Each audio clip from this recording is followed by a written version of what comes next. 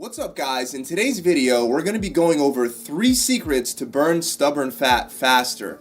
People have stubborn fat in all kinds of places, but the most common spots are the belly, the thighs, the bat wings, and the love handles. Even though stubborn fat is a little harder to get rid of, you're going to be more than prepared to deal with all your stubborn fat after watching this video. First, let me just clarify that we can't target fat burn. And no, this is not one of the secrets because most people already know this. You can't choose a particular section or area of your body that you want to burn fat from, and you can't target it. So even though you might have stubborn belly fat, there's no way to do certain exercises that will decrease just your belly fat. Fat loss happens across our whole body. So while you're burning fat from your belly, you're also going to be burning fat from your toes, your hands, your face, your whole body. So when we're looking for a way to burn fat faster from a particular area of the body, we're really looking for a way to burn fat faster across the whole body in general. The first way that we're going to be able to do this is by depleting our gas tank and keeping that gas tank really low. So your body has a gas tank, and instead of running off of gas, it runs off of mostly glycogen.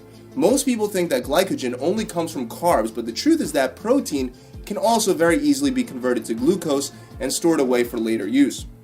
When your gas tank is full of glycogen, your body will use the glycogen and spare your fat cells whenever it needs energy. Whether that be energy for going about your regular day or energy for completing your workout, either way, your body is going to prefer to use glucose.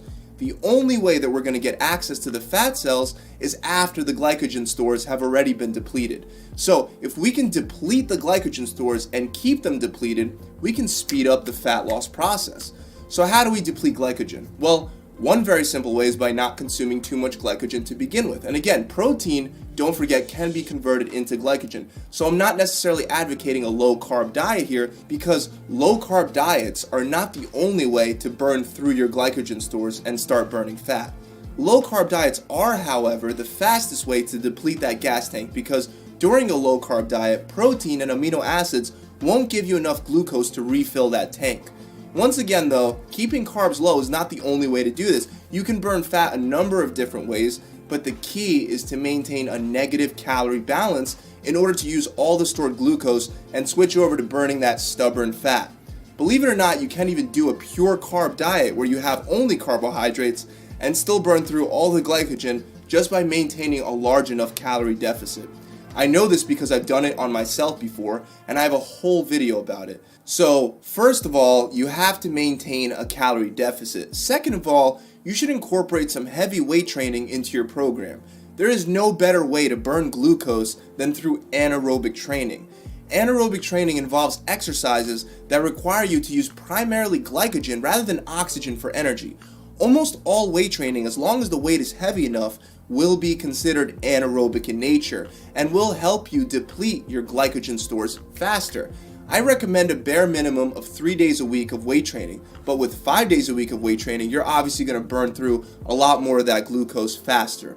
So if your schedule allows you, try to do weight training more frequently. Remember, once that glucose is out of the way, that's when you have direct access to your fat stores. That's actually why ketogenic diets work so well for fat loss. They actually switch your body's main source of fuel from glycogen over to ketones that come from fat. The second thing that you want to do is fast. This is another excellent way to decrease glucose in your body and empty out the gas tank. But that's not the only reason why fasting is so good for fat loss. Insulin is your fat storage hormone. To make it really simple, when your insulin levels are high, it's virtually impossible to burn fat. When insulin and blood sugar levels are low, glucagon is released to draw energy from your cells. So now instead of shuttling glucose into your cells with insulin, glucagon will pull it from your cells. Glucagon and insulin are opposites, and you're really only going to get one or the other. If insulin is high, glucagon is naturally low, and if glucagon is high, insulin is naturally low. Again, to burn fat, we want to try to keep our insulin levels low, and insulin levels don't get much lower than when we're going to be fasting. The point is that fasting is one of the fastest and the best ways to keep your insulin levels really low. Also, when you fast, usually it's a lot easier to maintain a calorie deficit throughout the day because you're not eating calories for a whole portion of the day. Unless you're the type of person that overeats big time when you're hungry, then that could be a problem.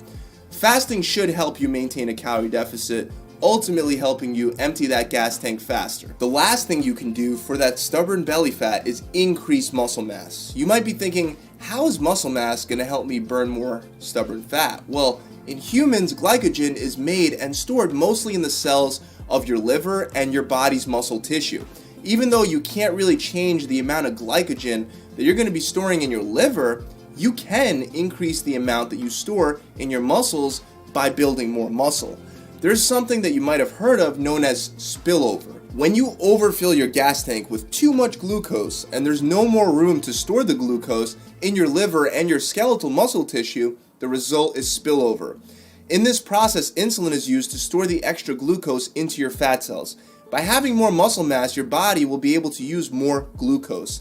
That goes without mentioning the fact that you're going to be emptying and refilling that glucose all the time by working out and then eating. People that don't do weight training, or even worse, people that don't work out at all, they're never emptying out that gas tank. They just keep filling it up. What happens when you keep filling an already full gas tank? Spillover. That spillover will just lead to a vicious cycle of regaining that stubborn fat. So building more muscle mass will increase the amount of glucose that your muscles can use, and the weight training that you're going to be doing to build up that muscle mass will constantly be depleting that gas tank, allowing you to burn stubborn fat as long as your diet isn't high in glucose that you're using to refill that tank. So again, just to recap, number one, you want to empty out your gas tank by maintaining a calorie deficit and by doing a weight training program consistently.